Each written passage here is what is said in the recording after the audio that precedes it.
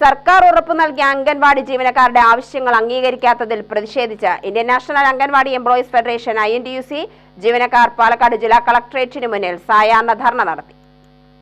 INTUC ജില്ലാ president SK Ananthakrishnan ധർണ ഉദ്ഘാടനം ചെയ്തു.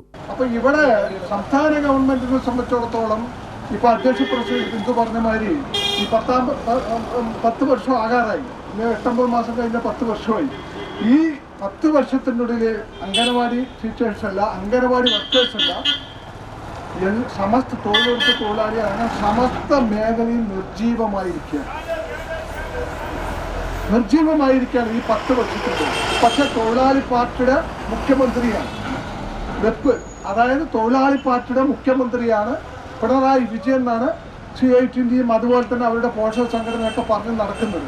അതിന് വിപരീതമായിട്ടാണ് ഈ 10 വർഷത്തിൽ തൊഴിലാളി ദ്രോഹ നടപടികളുമായിട്ടാണ് മുന്നോട്ട് പോകുന്നത്. അംഗനവാടിയുടെ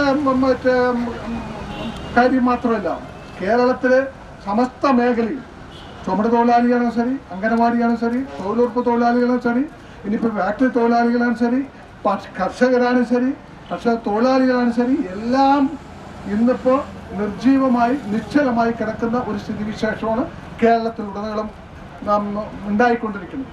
അതിനെതിരായി നമ്മളെ പ്രതിപക്ഷത്താണ് ഇരിക്കുന്നത്. ശക്തമായിട്ടുള്ള സമരങ്ങൾ സംഘടിപ്പിച്ച് മുന്നോട്ട് പോയിക്കൊണ്ടിരിക്കുന്നത്. ബിന്ദു സുരേഷ് അധ്യക്ഷത വഹിച്ചു.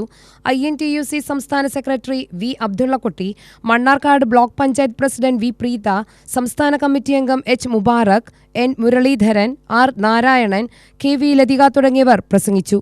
UTV news, Palakkad.